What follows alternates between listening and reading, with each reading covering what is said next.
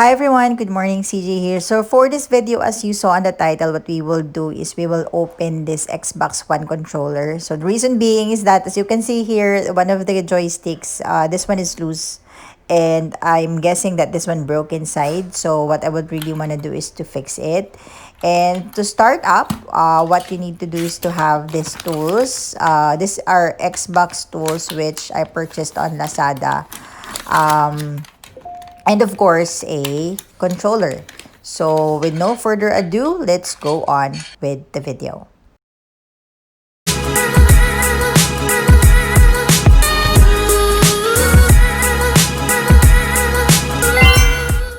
So just a disclaimer, just want everyone to know that I am no technician. So I'm not a expert on this one. So everything that I'm doing here, I'm doing this on the fly and on my instinct as well.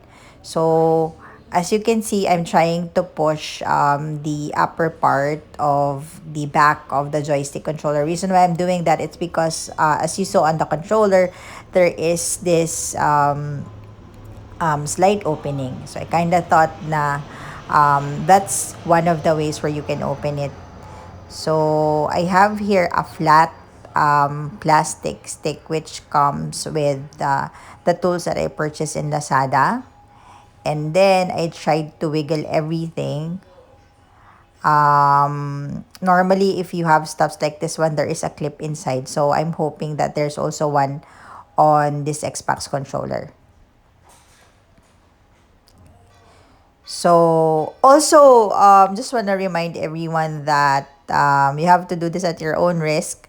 Honestly, while I'm doing this one, I've already have accepted on myself that I might potentially ruin the controller 100%. But of course, the main reason why I'm trying to do this is because I really want to fix this controller since I want to play more games on my Huawei MatePad Pro.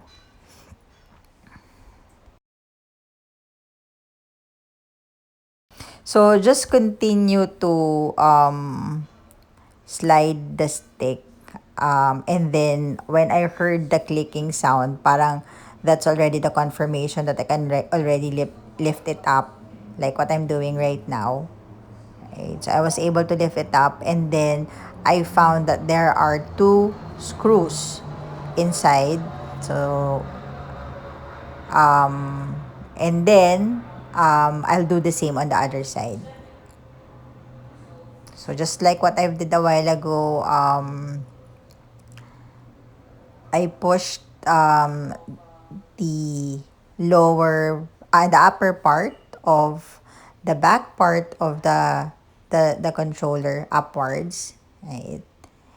And then I tried to do the same thing all throughout the back part.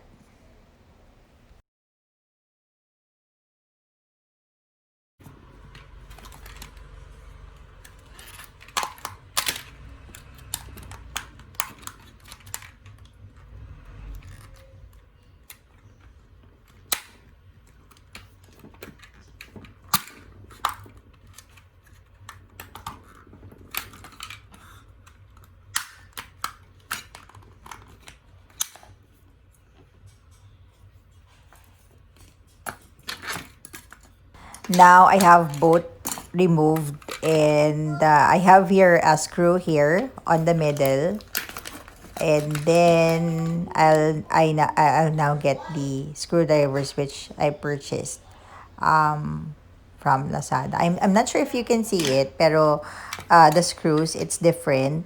It has a hole inside, so there is a specific screw for Xbox controllers. Not sure what it's called. I'll just look it up and then I'll put them on the description box. But when I search for it on Lazada, what I just typed in is screws for Xbox. And then I got this one.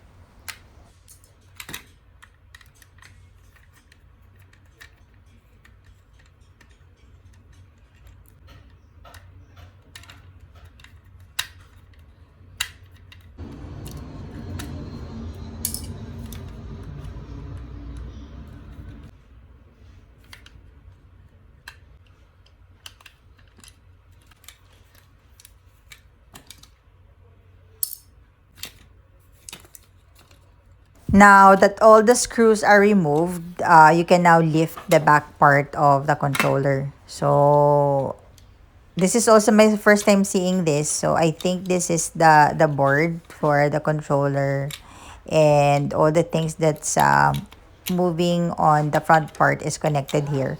But I won't go through it. Like what I've said, I'm no expert on this one. But basically, that's how you can remove or how you can open an Xbox One controller.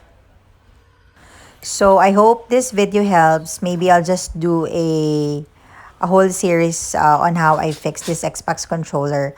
But as you can see, it's already broken. So I think I need to purchase a new part for this one. So stay tuned for that if you would want to know if I were able to fix it or not. And just as usual, if you have any comments or any video suggestions, just put them on the comment section below. And thank you guys for watching. May you have a great day, and don't forget to like the video if you like it, and subscribe to my channel if you haven't already. Have a great day, everyone. Bye!